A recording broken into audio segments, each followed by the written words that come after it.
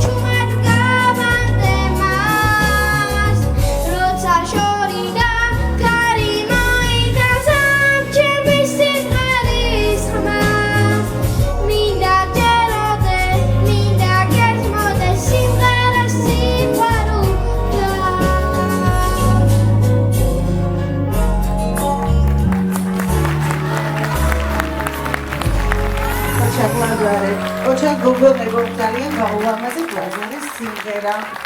ოჩა